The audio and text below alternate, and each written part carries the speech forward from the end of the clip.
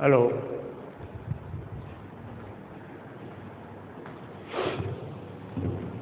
Hello friends, welcome back. SN विद्यालयના e learning પ્રોગ્રામમાં હું પિનાકીન રાવલ આપને ફરીથી આવકારું છું।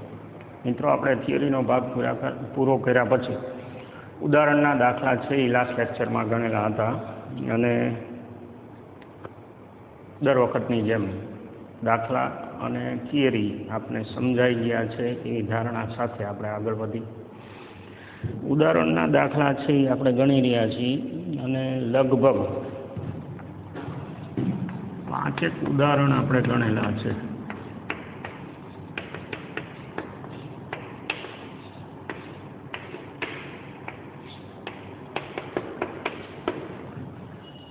જ્યાંથી ગાડી અટકેલી છે અહીંયાથી આપણે આગળ વધી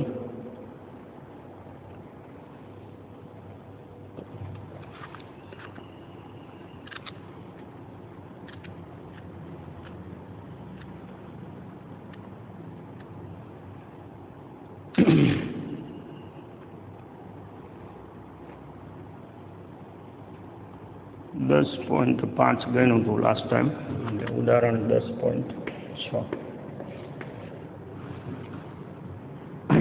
એક કાર લિફ્ટમાં 5 સેન્ટીમીટર ત્રિજ્યા ધરાવતા એક નાના પિસ્ટન પર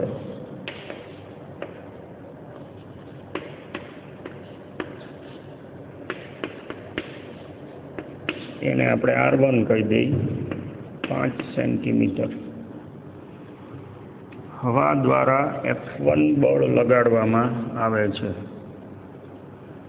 આ દબાણ 15 સેન્ટીમીટર ત્રિજ્યા ધરાવતા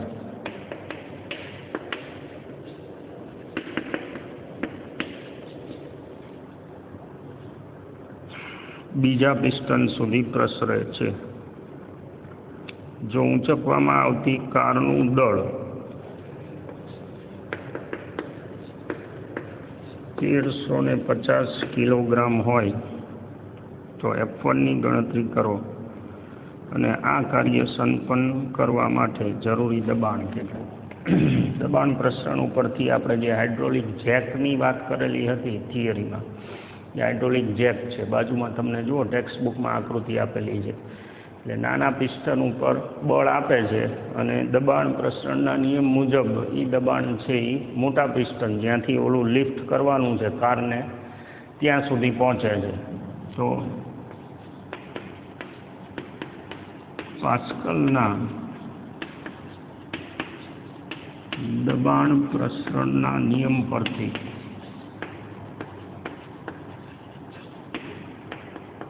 F1/A1 = F2/A2 થાય। આ નાની સાઈડ ને આ મોટી સાઈડ એવું આપણે નામ પાડી દઈએ તો F2 બરાબર શું થશે? A2/A1 એને ગુણ્યા F1 A2 πr2² અને F1ની જગ્યાએ આપણે F1 ગોતવાનું છે ને, 1350 કિલો ઉપાડેલું છે તો F1 = A1/A2 × F2 πr1² πr2² × F2ની જગ્યાએ mg, બરાબર ને। મોટા પિસ્ટન ઉપર આપણે આ દળ ઊંચકવાનું છે તો પહેલા સાઈડ આપણે કેટલું બળ એપ્લાય કરવાનું એની વાત છે। પાઈ કેન્સલ, R1 R2 તમને આપેલા છે, 5/15 સેન્ટીમીટરના મીટર કરવાની જરૂર નહીં અહીંયા, 1350 અને G 9.8, 1/3² એટલે 1350 ગુણ્યા 9.8 ભાગ્યા 9 એટલે 9 × 9 4 9 × 5 45 150 ગુણ્યા 9.8 ઓલમોસ્ટ કેલ્ક્યુલેટરમાં તમારે એ જોવાનું છે એટલે 1470 આવે છે અને 10 તમે લઈ લો તો લગભગ 1.5 × 10³ ન્યૂટન થાય। બરાબર 1470 9.8 ગુણો તો 1470 આવે છે એકોર્ડિંગ ટુ ટેક્સ્ટ બુક. કેલ્ક્યુલેટરમાં તમે ચેક કરી શકો છો. બીજું કીધું છે આ કાર્ય સંપન્ન કરવા માટે જરૂરી દબાણ કેટલું. આપેલ દબાણ ઊંચકવા માટે એટલે P1 F1/A1 મતલબ આપણે આ જ ફિગર લઈ તો 150 ગુણ્યા 9.8 F1 નો આંકડો ભાગ્યા A1 એટલે પાઈ 3.14 R1 સ્ક્વેર. અહીંયા R1 આવશે. હવે R1 છે આપણું 5 સેન્ટીમીટરના મીટર એનો વર્ગ એટલે આ થાય 25 છક 150 એટલે 6 ગુણ્યા 9.8 ગુણ્યા 10⁻⁴ નીચે છે એટલે ઉપર +4 આવે અને ભાગ્યા 3.14 એટલે P1 દબાણ જે છે આપણે ચેક કરી લઈએ એક વખત.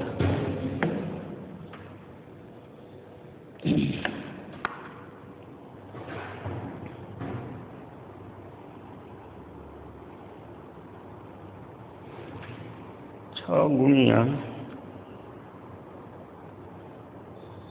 9.8 ગુણ્યા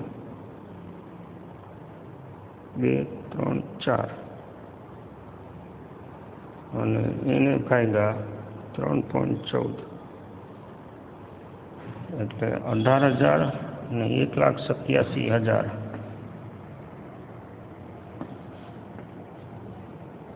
261.1 આવે છે.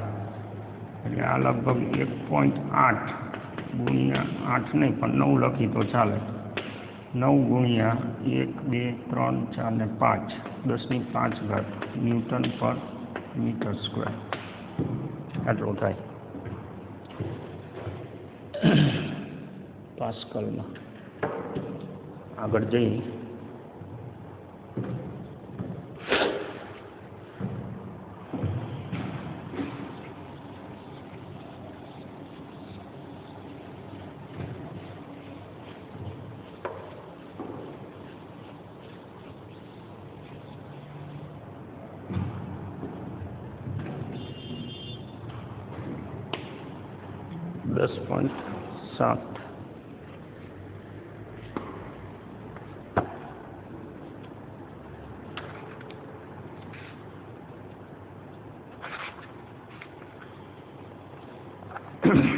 બેભાન કરેલા એક કૂતરાની મોટી ધમનીમાંથી વહન પામતા લોહીને વેન્ચ્યુરીમીટર મારફતે અન્ય માર્ગે વાળવામાં આવેલ છે. વેન્ચ્યુરીમીટરના પહોળા ભાગનું ક્ષેત્રફળ ધમનીના ક્ષેત્રફળ જેટલું અને સાંકડા ભાગનું ક્ષેત્રફળ 4 mm છે. વેન્ચ્યુરીમીટર આ જે છે એ મોટું ક્ષેત્રફળ અને આને આપણે થ્રોટ કીધું હતું યાદ આવે તો સાંકડું ક્ષેત્રફળ વેન્ચ્યુરીમીટરનું. તો A/A ગુણોત્તર છે એ 2 થઈ જશે. એમાં કોઈને કન્વર્ટ કરવાની જરૂર નથી. પ્રશ્ન શું પૂછેલો છે? ધમનીમાં દબાણનો ઘટાડો ΔP. જનરલી ધમનીનું મટીરિયલ જો રો ઘનતાનું હોય તો આટલો અને એ 24 પાસ્કલ છે ρgH બરાબર. ΔP ફેરફાર. તો ધમનીમાં વહેતા લોહીની ઝડપ કેટલી? વેન્ચ્યુરીમીટર માટે V બરાબર વર્ગમૂળની અંદર 2ρmgh ના છેદમાં ρ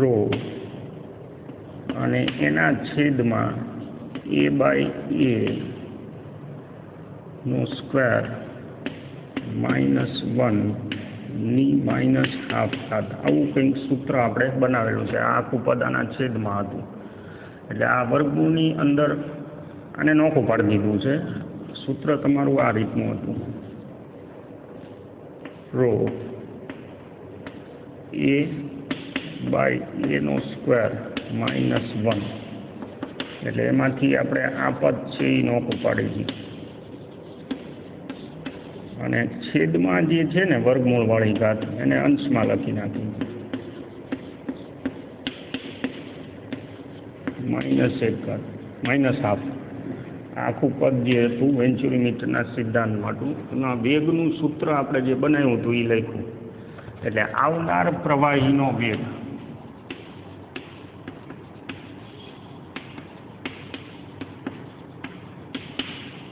હવે એમાં આ આખું પદ છે એ આપણને ગણીને આપી દીધું છે અને સોરી રો mgh વહેતું જે પ્રવાહી હોય એના માટેની ઘનતા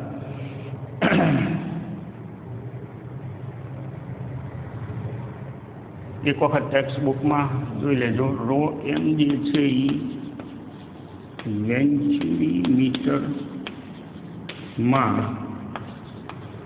ભરેલા પ્રવાહીની ઘનતા છે અને આમાં સૂત્રમાં જે રો છે એ વહેતા પ્રવાહીની ઘનતા છે. હવે મારા માટે આ દબાણ તફાવત જે વેન્ચુરીમીટરનો છે ઊંચાઈના સંદર્ભમાં એ ગણીને આપ્યો છે, એટલે એ મૂકી દઈ 24 પાસ્કલ એટલે ન્યૂટન પર મીટર સ્ક્વેર, એટલે એને કન્વર્ટ કરવાની જરૂર નથી. અને આપણા માટે આ જે ઘનતા છે એ લોહીની ઘનતા છે. હવે એ આપણે કોષ્ટકમાંથી ગોતવી પડે, કારણ કે આમાં નથી આપેલી, પરીક્ષામાં આપી હોય એટલે એ ટેન્શન કરવાની જરૂર નથી. 10.1 કોષ્ટક છે 251 ઉપર, એમાં તમને આપેલી છે લોહીની ઘનતા 1.06 10^3.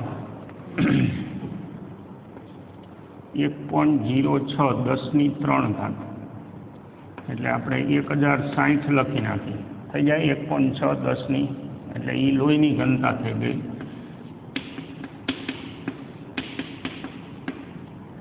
કેજી પર મીટર ઘન. બાજુમાં આ ગુણોત્તર 2 નો વર્ગ -1/2, એટલે આ 24×48/1060 નું વર્ગમૂળ ગુણ્યા 4 માંથી 1 જાય એટલે 3 નું વર્ગમૂળ. એટલે આને અંદર લઈ જાઓ તમે, એટલે આવું પદ થયું. હવે આને આપણે કેલ્ક્યુલેટ કરી લઈએ.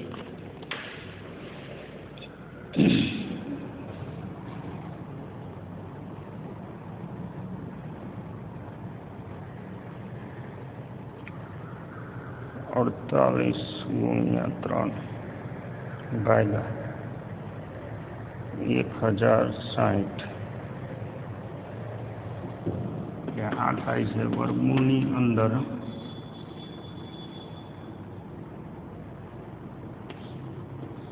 136 આશરે, અને એનું વર્ગમૂળ થાય છે 0.36 એટલે 0.37 મીટર પર સેકન્ડ. આટલું થાય છે 0.37, અને આની -1 ઘાત છે, એટલે આ જશે 3/. ફરીથી કેલ્ક્યુલેટ કરી લઈ.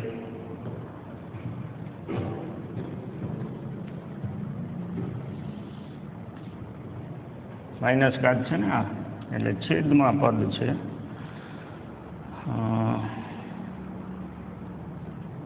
48/1060 અને ભાગ્યા 3 0.0151,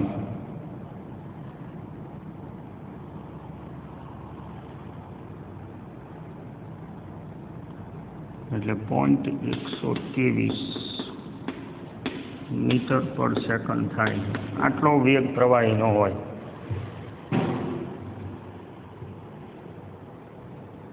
.123 જવાબ મેચ કરી લઈ. ઓકે 10.7 લગભગ દાખલા તમે જુઓ અત્યાર સુધી જે આપણે ગણ્યા એ બધા ડાયરેક્ટ એપ્લિકેશન છે. સૂત્ર તમારે યાદ રાખવું પડે. બીજું ખાસ સૂત્રમાં જે રાશિ છે, માની લો કે એક વખત હું દુઃખ લઈ ગયો, આ જે છે એ કયું છે, વેન્ચુરી મીટરમાં જે પ્રવાહી ભર્યું છે એની ઘનતા, અને આ વહેતા પ્રવાહીની ઘનતા છે. સૂત્ર બનાવતી વખતે આપણે જેનો ઉપયોગ કર્યો હતો. હા 70-30 આપણે નથી કરતા હો, એ તમે માર્ક કર્યું હશે અત્યાર સુધી. સિલેબસ જે છે એ તમારે પછી કેવું છે કે ભાઈ તમારે પરીક્ષા દેતી વખતે જોઈ લેવાનું છે કયો સિલેબસ છે અને કયો નથી, એ પ્રમાણે પ્રિપેરેશન કરવાની. વહેતા પ્રવાહીની ઘનતા રો અને અંદર ભરેલા પ્રવાહીની ઘનતા જે છે એટલે સૂત્ર એક તો બધા જે 3-4 સૂત્ર આમાં છે ડાયરેક્ટ એને જ ઉપયોગ કરવાના છે, પણ વાપરતી વખતે આપણે કોન્શિયસ વધારે રહેવાનું છે રાશિના નામ સહિત.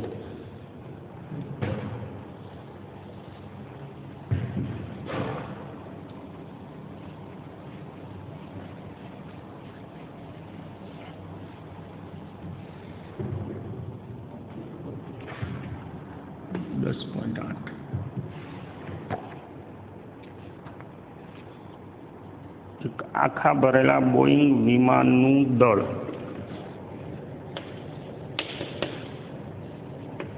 3.3 × 10⁵ કિલોગ્રામ છે. તેની પાંખોનું કુલ ક્ષેત્રફળ 500 મીટર સ્ક્વેર છે. 960 કિલોમીટર પ્રતિ કલાકની ઝડપથી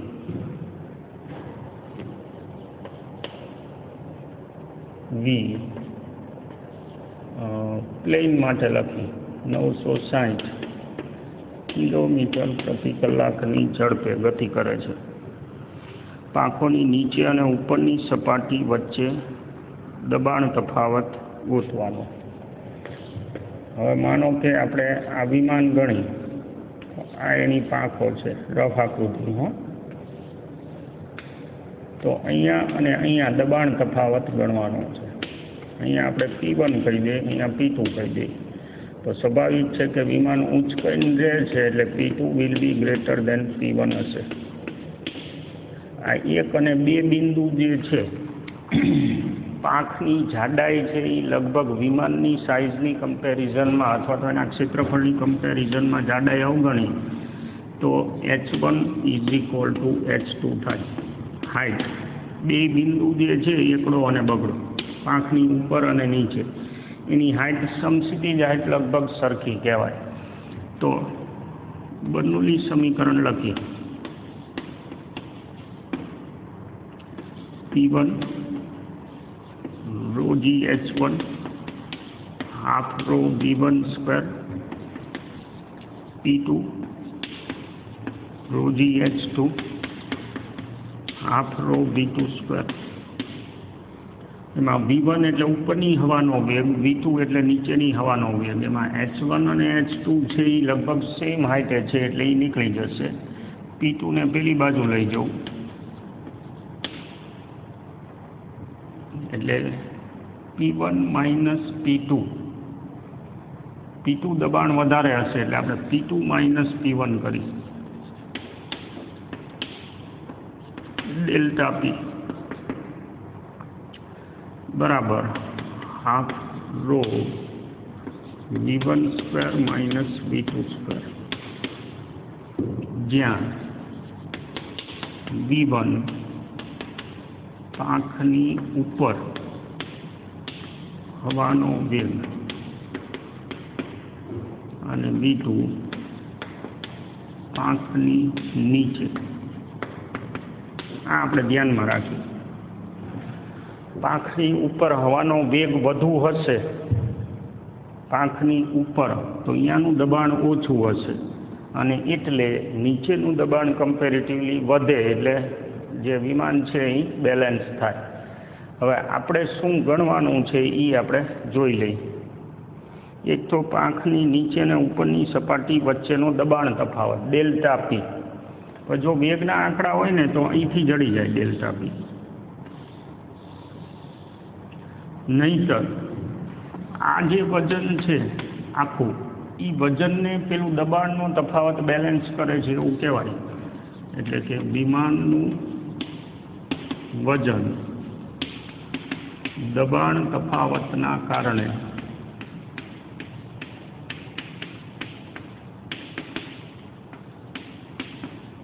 સંતુલનમાં છે, સમસ્થિતિ ઉડે છે. એટલે તો ડેલ્ટા પી દબાણ તફાવત ઇઝ ઇક્વલ ટુ વજન બાય એ લખી શકાય. હવે એમાં વજન કેટલું છે? 3.3 ગુણ્યા 10⁵. જી છે એ 10 લઈ લઈ 9.8 લીધું છે, છેદમાં પાંખનું ક્ષેત્રફળ 500 મીટર સ્ક્વેર. એટલે અહીંયા કંઈ આપણે કરવાનું નથી. 2 મીંડા અહીંથી ઓછા થશે એટલે 10⁵ અને 3.3 ગુણ્યા 9.8 ભાગ્યા 5 અથવા 3.3 ગુણ્યા 9.8 ગુણ્યા 2 એટલે આ 10 થઈ ગયા, આમાંથી જતા રહે 10⁵ એટલે 6.6 ગુણ્યા 9.8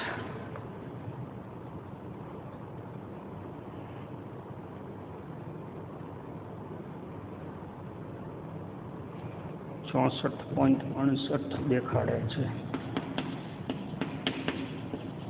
10⁵ દબાણ તફાવત ન્યૂટન પર મીટર સ્ક્વેર. જવાબ એક વખત ચેક કરી લઈ. Okay, ready.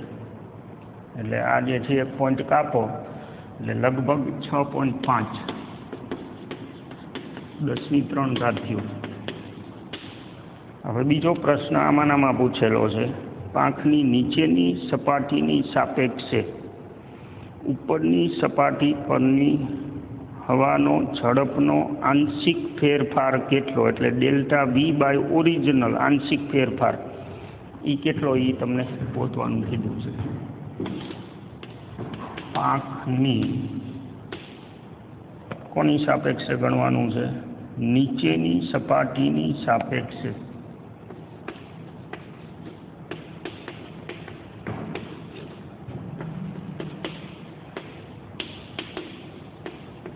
ઉપરની હવાના વેગનો આંશિક ફેરફાર. આંશિક ફેરફાર એટલે ડેલ્ટા બાય ઓરિજિનલ. આને આંશિક ફેરફાર કહેવાય. આપણે જે પ્રતિશત ત્રુટિ ગણતા હતા ને એના જેવું. હવે એમાં ઉપરની હવાનો વેગ વધારે છે તો મારે આ જે જોઈ છે એ શું જોઈ છે? V1 - V2 છેદમાં ઓરિજિનલ નીચેની સાપેક્ષે V2. આ પદની જરૂર છે. V1 - V2 છેદમાં. હવે બેમાંથી એકય વેગ આપણી પાસે નથી તો આ જે હવાનો ફેરફાર છે બે વચ્ચે એ બહુ નહીવત હશે. તો આપણે એક કામ કરી, આ જે છે એ V1 + V2 એટલે કે V એવરેજ લઈ લઈ. આ આંકડો V2નો આપણી પાસે નથી, કાં તો એમણે આપી એવો જોઈ નીચેની હવાનો વેગ આપવો જોઈએ તો નીચેની હવાની સાપેક્ષે તમને આંશિક ફેરફાર મળે. નથી તો આપણે સરેરાશ લઈ લઈ. સરેરાશ એટલે શું? તો 2નો સરવાળો ભાગ્યા 2. અને એ જે કેટલો હશે તો કે એ અંદાજિત 960. માની લો કે આ વિમાન પોતે જાય છે એ કેવું છે? 960 કિલોમીટર પ્રતિ કલાકના વેગથી જાય છે. રકમમાં તમને જે કીધું છે વિમાનનો જે વેગ છે એ 960 કિલોમીટર પ્રતિ કલાક છે. એને આપણે પેલા મીટર પ્રતિ સેકન્ડ કરી નાખીએ, એના કરવા પડશે. એટલે 2 મીંડા જતા રહે તો 9600/36.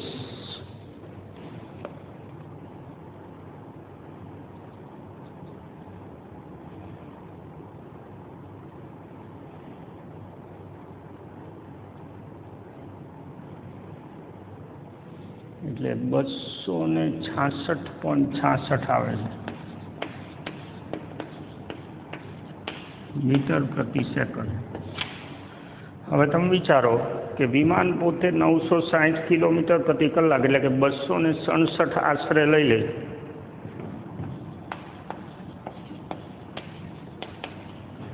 તો એટલી ઝડપથી વિમાન પોતે જાય છે, તો એની આસપાસની હવા આશરે સરેરાશ રીતે એટલા વેગથી જાય છે એવું કહેવાય. આખો પટ્ટો એમાં ઉપર નીચેનો ફેરફાર છે, પણ પટ્ટો જે છે એ લગભગ આટલા વેગથી જાય છે એવું કહેવાય. એટલે એવરેજ જે છે એ 267 મીટર પ્રતિ સેકન્ડ આપણે લઈ લઈએ. મારે આ પદની જરૂર છે. આંશિક ફેરફાર માંગેલો જવાબ. હવે એ મારે અહીંથી એડજસ્ટ કરવાનો છે. આ જે પદ છે એમાંથી આપણે અહીં આવતા રહીએ.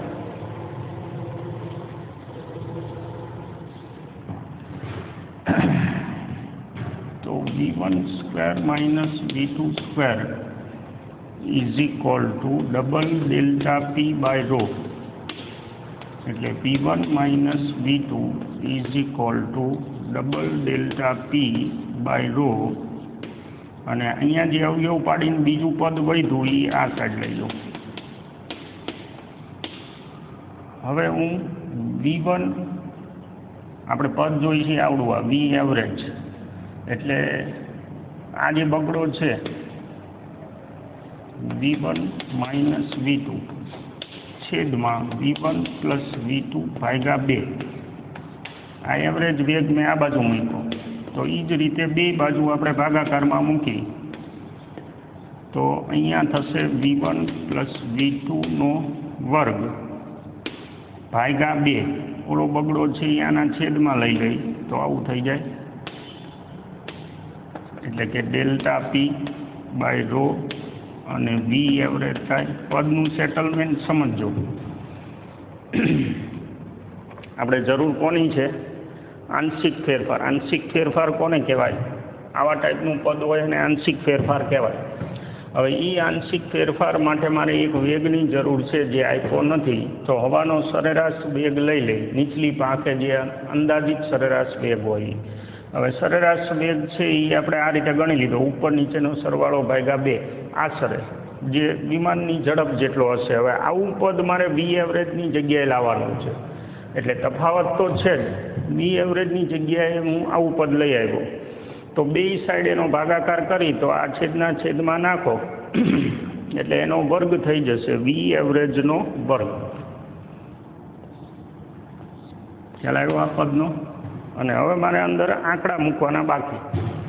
હવે એ આંકડા છે એ આપણે અહીંયા મૂકી દઈએ.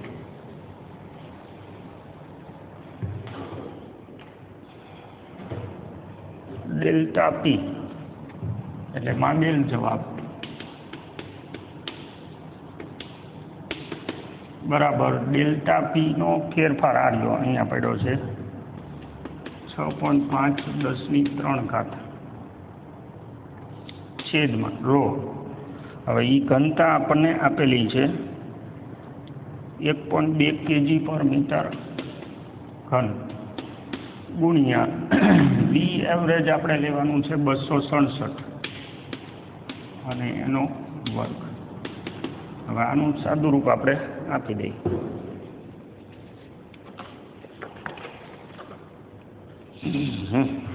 કેલ્ક્યુલેટર હોય તો મજા આવે હો. તમે તમારી રીતે ચેક કરી લો એટલે મારું કામ એટલું ઓછું થાય.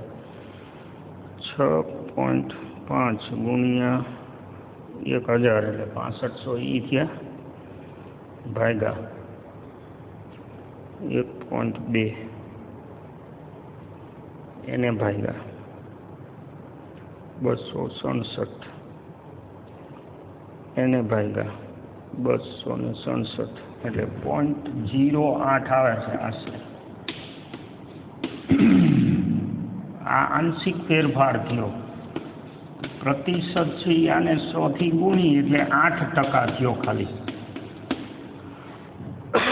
એનો અર્થ શું? ઉપર અને નીચે હવાનો તફાવત ખાલી 8% હોય એટલે આખું વિમાન આટલું ઊંચું છે એ બર્નૌલી સમીકરણના આધારે ઉંચકાઈ જાય. અને હવાનો ફેરફાર 8%, ખાલી 8% હતો ઉપર નીચે, ઉપરના વેગ અને નીચેના વેગ વચ્ચેનો તફાવત પ્રતિશતમાં એ 8% જેટલો જ હતો. એટલે જ આપણે આ સરેરાશ છે એ વિમાનની ઝડપ જેટલું લીધું છે. બહુ જ ખાસો ફેરફાર નથી. એટલે બેનો સરવાળો ભાગ્યા એટલે આ ડબલ વેગ ભાગ્યા 2 કરો એટલે સરેરાશ વેગ મળે. ધ્યાન રાખજો. આગળ જઈ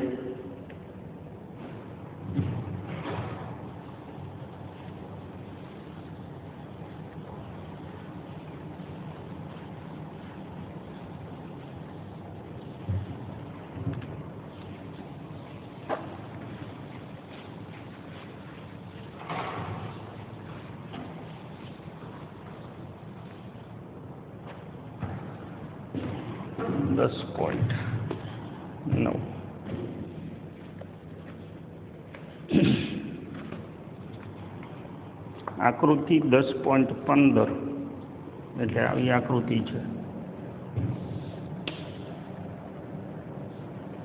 અહીંયા એક વજન લટકાવેલું છે. અહીંયાથી દોરી વડે એક ગરગડીમાંથી પસાર કરેલું છે અને આ જગ્યાએ વજન લટકાવેલું છે 0.01 kg. અને અહીંયા આ જે છે એ સ્તર છે પ્રવાહીનું રકમમાં છે. આકૃતિમાં દર્શાવ્યા મુજબ 0.1 મીટર સ્ક્વેર ક્ષેત્રફળનો ધાતુનો એક બ્લોક, ક્ષેત્રફળ છે 0.1 મીટર સ્ક્વેર, ધાતુનો એક બ્લોક એક આદર્શ ગરગડી પરથી પસાર થતી દોરી મારફતે દળ સાથે જોડેલ છે. પ્રવાહીનું સ્તર 0.3 mm જાડાઈ ધરાવતું સ્તર, પ્રવાહીના સ્તરની જાડાઈ 0.3 mm છે. બ્લોક અને કોષ્ટક નહીં પણ ટેબલ વચ્ચે રાખેલ છે. આપણે આકૃતિમાં જે બતાવ્યું એને આપણે એલ કહી દઈએ.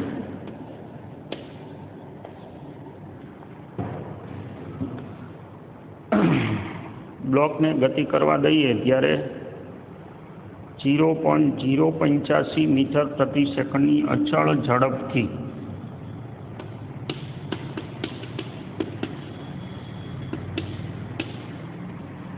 મીટર પ્રતિ સેકન્ડની અચળ ઝડપથી જમણી તરફ ગતિ કરે છે તો પ્રવાહીનો શ્યાનતા ગુણાંક ગણો.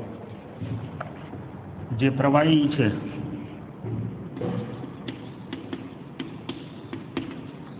એનો શ્યાનતા ગુણાંક ટેક્સ્ટબુકની વ્યાખ્યા પ્રમાણે પ્રતિબળ અને વિકૃતિના ફેરફારનો દર. પ્રતિબળ એટલે શું? F/A. વિકૃતિના ફેરફારનો દર ડેલ્ટા x/L ડેલ્ટા t. યાદ આવે તો F/A ડેલ્ટા S. ઓલી આકૃતિ જે ક્રોસ થાય છે ને સ્તર, એ આકૃતિ ધ્યાનમાં રહેજો. તો ડેલ્ટા x/ડેલ્ટા t એટલે વેગ. ઓલું જે નીચેનું સ્તર છે એ આવું છે અને થોડીક વાર પછી આવું થવાનું. તો આને આપણે ડેલ્ટા એક્સ કીધું છે. એટલે વિકૃતિ થઈ જાય ને, તમે જુઓ, તમે આ વિકૃતિ એના ફેરફારનો દર, એમાં ડેલ્ટા x/ડેલ્ટા t એટલે v અને એને ભાગ્યા L. મતલબ મારે આટલા પદની જરૂર પડશે. હવે એમાં પ્રતિબળ F/A છે. હકીકતમાં આ F એટલે શું? દોરીમાં તણાવ જેટલું હશે, કારણ કે આ વજનના કારણે દોરીમાં તણાવ બળ આવશે અને એ જ તણાવ બળ ઓલા બ્લોકને ખેંચશે. એટલે પ્રતિબળ છે એ વિરુદ્ધ દિશામાં તણાવ બળ જેટલું આવશે છેદમાં એ. તણાવ બળ જે છે એ કેટલું હશે? લટકાવેલા વજન જેટલું. વજન કેટલું છે 0.01 kg અને જી કંઈ લેવાનું કીધું છે નથી કીધું 9.8 એમણે લીધું છે ક્ષેત્રફળ 0.1 એટલે આ થઈ જશે 0.1 ગુણ્યા 9.8 એટલે 9.8 ક્ષેત્રફળ આપેલું છે ને મીટર સ્ક્વેરમાં એટલે આના 100 નીચે જશે અને આનો 10 ઉપર આવશે એટલે 1 10 વધે તો આમાં કેમ એવું કરેલું છે 0.01 કિલોગ્રામ બરોબર છે એટલે 0.1 અને એઝ ઇટ ઇઝ જ રાખી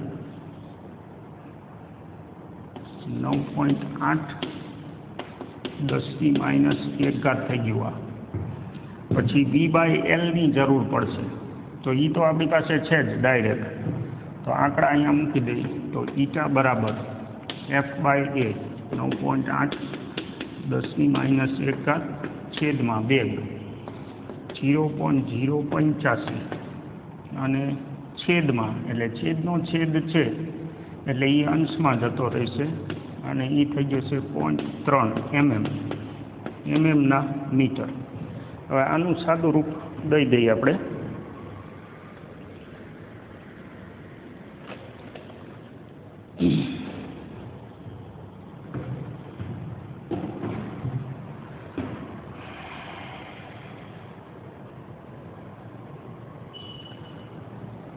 10⁻3 એઝ ઇટ ઇઝ રાખી તો આ થઈ જશે 0.98 ગુણ્યા 0.3 ભાગ્યા 3.46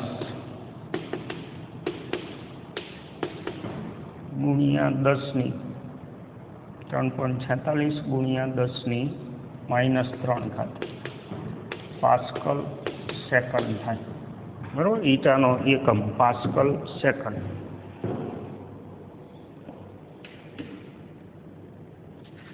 3.9 10 આગળ જઈ લગભગ બધા દાખલા છે એ ડાયરેક્ટ એપ્લિકેશન છે ખાલી સૂત્રની અંદર રાશિ જે છે એ આપણે ધ્યાનમાં રાખવાની છે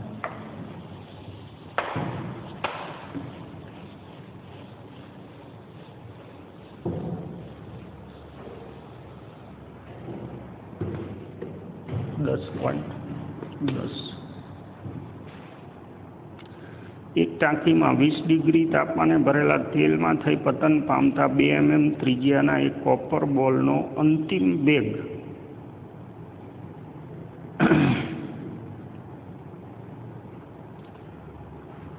6.5 સેન્ટીમીટર પ્રતિ સેકન્ડ છે 20 ડિગ્રી તાપમાને તેલની શ્યાનતા ગણવાની છે ઘનતા આપી છે તાંબાની ઘનતા આપેલી છે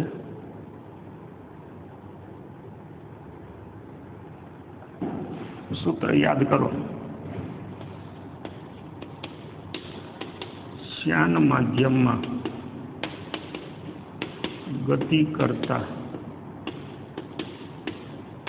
નાના ગોળાકાર પદાર્થ માટે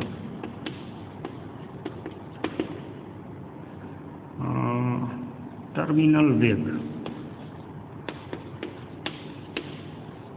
VT is equal to 2/9 A²G rho material rho liquid ભાગ્યા ઈટા બરાબર ને આવું સૂત્ર આપણે બનાવેલું છે હવે આમાંથી જે રાશિઓ આપણને આપેલી છે એ બધી જોતા જઈ ટર્મિનલ વેગ આપણને આપ્યો છે એટલે એ તો મૂકશું આમાં ટાર્ગેટ શું છે શ્યાનતા ગણવાનો એને સૂત્રનો કરતા સીધો બનાવી નાખી એટલે eta is equal to 2/9 A²G rho material rho liquid by VT eta 2/9 હવે મારા પરથી A² જે પદાર્થ છે એની ત્રિજ્યા 2 mm ત્રિજ્યા છે એનો વર્ગ 2 mm એનો વર્ગ જી 9.8 લઈ એમણે લીધું છે એટલે પછી એને ગુણ્યા રો મટીરિયલ જે પદાર્થ ડૂબે છે એની ઘનતા તાંબાનો ગોળો છે 8.9 10⁻³ ઘાત 10⁻³ માઇનસ જે પ્રવાહીમાં ડૂબે છે એ તો તેલ એની ઘનતા 1.5 10⁻³ ઘાત ના છેદમાં ટર્મિનલ વેગ બચ્યો 6.5 સેન્ટીમીટર છે સેન્ટીમીટરના મીટર. હવે આનું સાદુરૂપ આપી 2 નો વર્ગ 4 9.8 8.9 માંથી 1.5 10⁻³ ઘાત 10⁻6 ઘાત આવડ્યા અને છેદમાં 6.5 10⁻² ઘાત 4 દુ 8 9.8 ગુણ્યા આ થઈ જશે 0.4 7.4 5 ને 4 9 7 ને 1 8 ગુણ્યા 10⁻³ આ થઈ 2 આવે એટલે -1 ઘાત છેદમાં 9 ગુણ્યા 6.5 સાદુરૂપ આપી દઈ.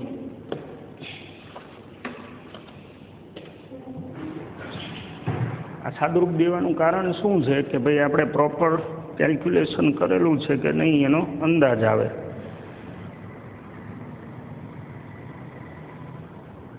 આઠ ગુણ્યા 9.8 ગુણ્યા 7.4 ભાગ્યા 9 ભાગ્યા 6.5 એટલે બધું થઈને 0.99 આવે છે પાસ્કલ સેકન્ડ.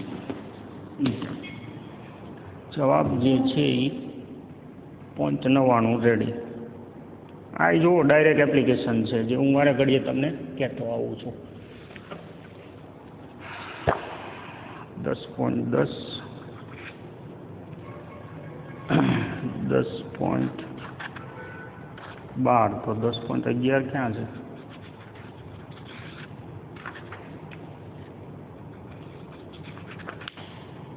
10.10 આપણે ગણ્યો બરોબર. એના પછી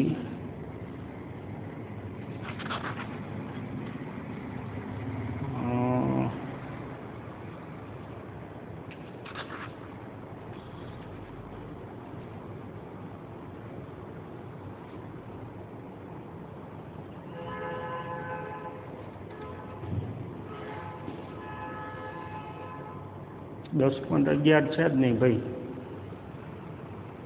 હવે તમે અંદર જોઈ લેજો ક્યાંય જડે તો. મને 10.12 જડ્યું છે એટલે આપણે એ ગણી લઈએ.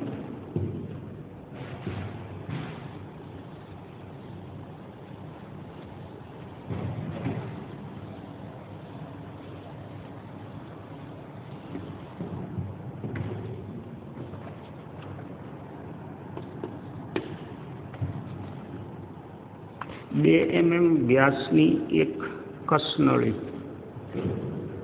નો નીચેનો છેડો બીકરમાંના પાણીની સપાટીથી 8 સેન્ટીમીટર નીચે સુધી ડૂબાડેલ છે. નળીના પાણીમાંના છેડા આગળ એક અર્ધગોળાકાર પરપોટો રચવા માટે નળીમાં કેટલું દબાણ જરૂરી છે? પ્રયોગના તાપમાને ડેશ ડેશ ડેશ પાણીની ઘનતાને વગેરે વગેરે વગેરે આપેલું છે. હવે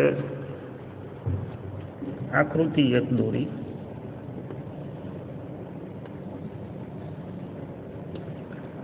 આ પાત્ર જ્યાં પ્રવાહી ભરેલું છે.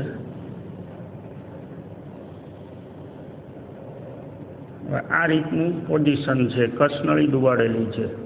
હવે એમાં નીચેનો છેડો બીકરના પાણીની સપાટીથી 8 સેન્ટીમીટર નીચે સુધી અહીંયા સુધી ડૂબાડેલો. આ જે છે એ 8 સેન્ટીમીટર છે.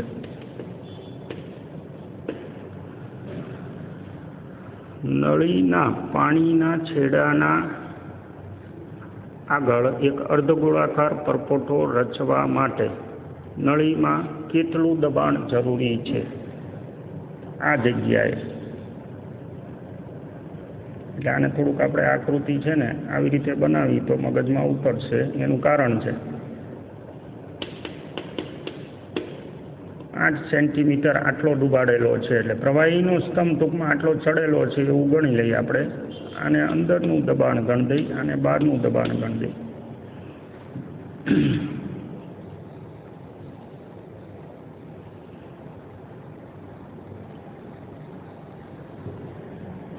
PO આથી રકમ ફરીથી એક વખત જોઈ લઈ. 2 mm વ્યાસની એક કસનળીનો નીચેનો છેડો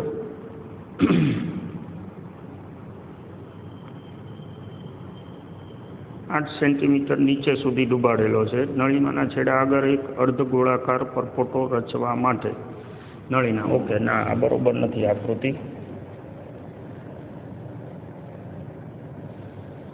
પહેલાં દોરી હતી જ બરોબર છે. નળીના આ છેડા પાસે એટલે આ H ઊંડાઈ અને અહીંયા પરપોટો રચવાનો છે. હવે એ જગ્યાએ પરપોટો રચવો હોય તો આ દબાણ છે એ PO કહી દઈએ આપણે, અને આને PI કહી દઈએ. અંદર હવાનો પરપોટો છે એને ઝૂમ કરી લઈએ તો આ PI અને આ PO. એ PO દબાણ એટલે અહીંયા.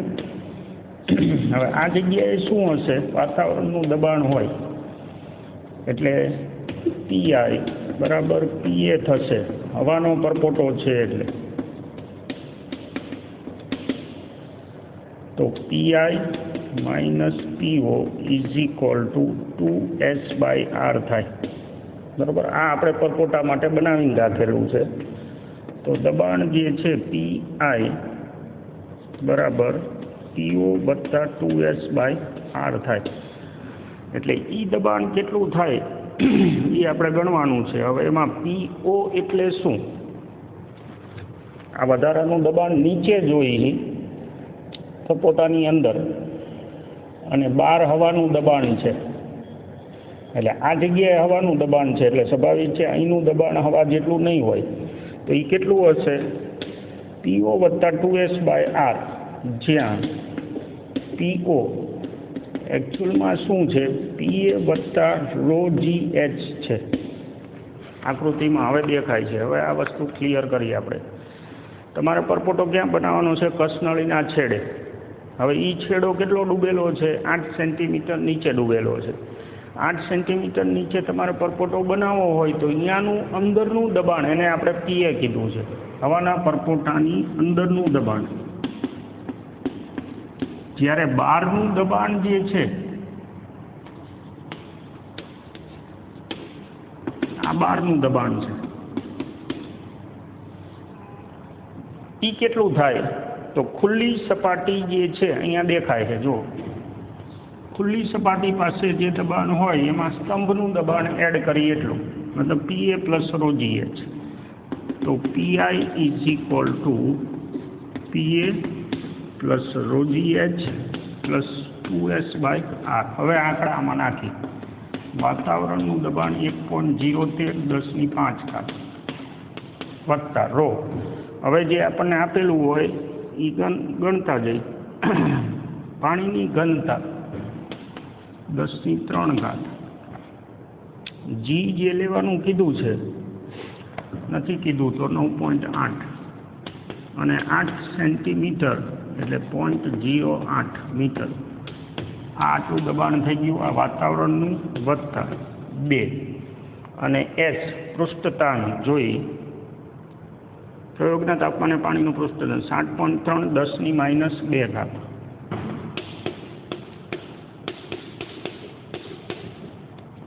છેદમાં R. કેટલી ત્રિજ્યાનો પરપોટો બનાવવાનો છે?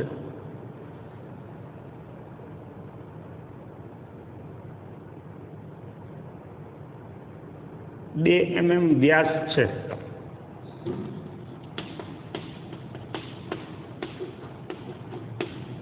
તો ત્રિજ્યા છે એ 1 mm થાય. એટલે 1 ગુણ્યા 10⁻³ ઘાત 2 mm વ્યાસ આપેલો છે રકમમાં. સાદુરૂપ આપવાનું રહ્યું હવે આનું 1.013 10⁵ વત્તા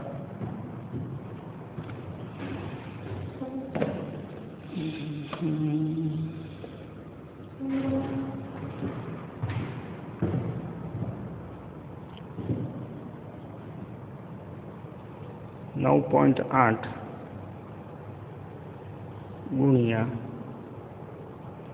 0.08 .784 એને ગુણ્યા 1000 કરી નાખું એટલે 784નો આંકડો આ થયો વત્તા આ 1/10 ઉપર જતી રહેશે એટલે આ 73 થઈ જશે અને 73નું ડબલ 70નો 140 ને 146 બીજું 784 વત્તા 146 એટલે 930નો આંકડો આ છે. 1.013 ગુણ્યા 10⁵ વત્તા 930. હવે આને 5 ઘાતમાં લખવું પડે આપણે તો આ સરવાળો થાય 1.013 10⁵ વત્તા 0.093 ગુણ્યા 10⁵. બરાબર. 3 ને 2 5. અહીંયા છે પોઈન્ટ 1 2 3. હજુ એક પોઈન્ટ જોશે 0.003. 1 2 3 4 ને 5 બરોબર છે. હવે આને એડ કરીએ આપણે 1.013 વત્તા 0.003 એટલે 1.0223 ગુણ્યા 10⁵ ન્યૂટન પર મીટર સ્ક્વેર આટલું દબાણ થાય. 1.022 10⁵ રેડી. 10.11 ઉદાહરણ આપણને જડ્યું નથી, 10.12 ગણી લીધું છે. અત્યાર સુધીના ઉદાહરણો એકવાર સમજી અને જાતે ગણવાનો પ્રયત્ન કરવાનો. દરેક જગ્યાએ તમે જુઓ તો ડાયરેક્ટ એપ્લિકેશન છે, પણ છતાંય અમુક અમુક પદ છે એ વિચારવાના થાય છે આપણે, એટલે એ પદ વિચારીને હાલવાનું. આકૃતિ તમે દોરો, મેં દર વખતે કીધેલું છે, તમે એક રફ આકૃતિ દોરો પછી શું પૂછવા માગે છે એનો પાકો અંદાજ આવે, નહીંતર મિસકન્સેપ્ટ થાય. ઓકે, અત્યારે અલ્પવિરામ કરશું. નેક્સ્ટ લેક્ચરમાં આપણે સ્વાધ્યાયના દાખલા ગણશું. ત્યાં સુધી હોલ્ટ મારી અત્યારે થેન્ક યુ ફોર વોચિંગ. મળતા રહીશું.